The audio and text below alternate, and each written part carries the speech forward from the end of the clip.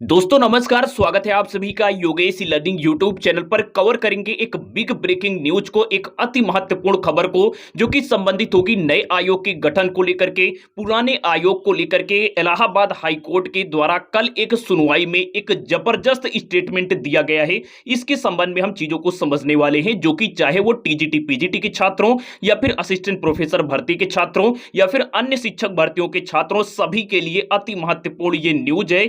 और इस स्टेटमेंट को लेकर के आपकी राय क्या होगी, इसके बारे में भी कमेंट बॉक्स में अवश्य बताइएगा।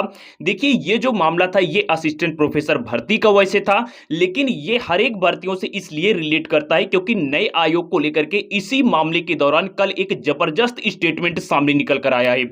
तो सबसे पहले यहां पर आपको छात्रों के आरोप देखने को मिलेंगे। आरोप ये थे कि उत्तर प्रदेश सरकार और उच्च शिक्षा आयोग इस आधार पर परीक्षा नहीं करा रहे हैं कि उत्तर प्रदेश सरकार एक पृथक शिक्षा आयोग का गठन करने जा रही है, जो प्राथमिक, माध्यमिक और स्नातकोत्तर महाविद्यालयों तीनों श्रेणियों में कार्य करेंगे। बिल्कुल सही बात है, यही एक वजह है जिसके चलते भर्तियां फंसी हुई हैं, भर्तियों की परीक्षाएं फंसी हुई हैं। तो इसी को लेकर के देखने को मिलेगा कि विज्ञापन संख्या 51 की परीक्षा कराने के लिए और उच्च शिक्षा आयोग के अध्यक्ष और सदस्यों की नियुक्ति के लिए इलाहाबाद उच्च न्यायालय में यानी कि हाई कोर्ट में Kuldeep Singh and others versus state of UP and others याचिका दाखिल हुई थी, और जिसकी यहां पर कोर्ट नंबर 34 में सुनवाई हुई थी कल की डेट में। अब यहां पर देखिए न्यायालय का क्या कहना था। न्यायालय ने कैबिनेट के प्रस्ताव को महत्वहीन मानते हुए यह कहा कि जब तक अधिनियम नहीं बनता तब तक इन प्रस्तावों का कोई अर्थ नहीं है। यानी कि साफ तौर पर यह कहा जो है ये कह दिया गया है कि जब तक ये बिल एक्ट नहीं बन जाता, ये जो बिल है ये जब तक कानून नहीं बन जाता, जब तक ये बिल अधिनियम नहीं बन जाता है, तब तक इस प्रकार के जो बिल यहां पर जो है आते हैं ये पूरी तरीके से महत्वहीन होते हैं। क्योंकि आप सभी जानते हैं कि बहुत तो इस प्रकार के भी यहां पर बिल आते हैं जिनको मंजूरी ही नहीं मिलती है। तो यहां पर इन महत्वहीन प्रस्तावों के चलते परीक्षा नहीं रोकनी चाहिए, यह साफ तौर पर हाईकोर्ट का स्टेटमेंट कल की डेट में जारी हुआ है। एवं यहां पर यह भी इनका कहना था कि 1980 के तहत UP higher education service commission Allahabad का गठन हुआ है और वह अभी भी पूरी तरीके से अस्तित्व में है। यानी कि जो यहां पर पुराना आयोग है ये अभी भी पूरी तरीके से अस्तित्व में है। तो आपको इसी आयोग से परीक्षा यहां पर जो है वो करवाना चाहिए, और यह भी कहना है कि अतः परीक्षा कराने का जो दायित्व है वो जो है ये जो है इसी आयोग के पास है। ये साफ तौर पर स्पष्ट किया गया है।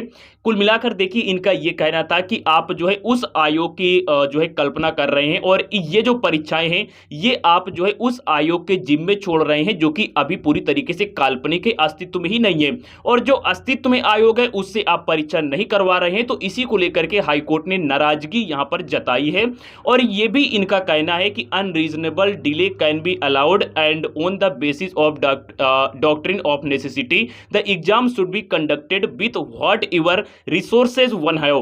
Court has directed the secretary higher education UP government to file affidavit that why exam are not being conducted.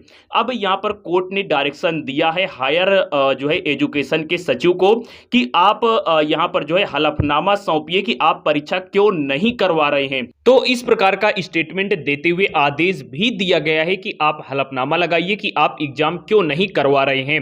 और इसकी जो नेक्स्ट डेट है ये 16 मई लगा दी गई है। आप सभी जानते हैं कि हायर की अगर हम बात करें तो इसके भी अध्यक्ष का कार्यकाल फरवरी में ही समाप्त तो हो चुका था।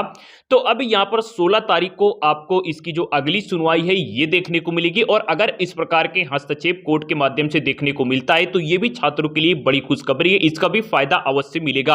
क्योंकि आप सभी जानते हैं कि सरकार ने नए आयोग को लेकर के गाइडलाइन तो जारी की, लेकिन उसके बाद शून्य पड़ी हुई है।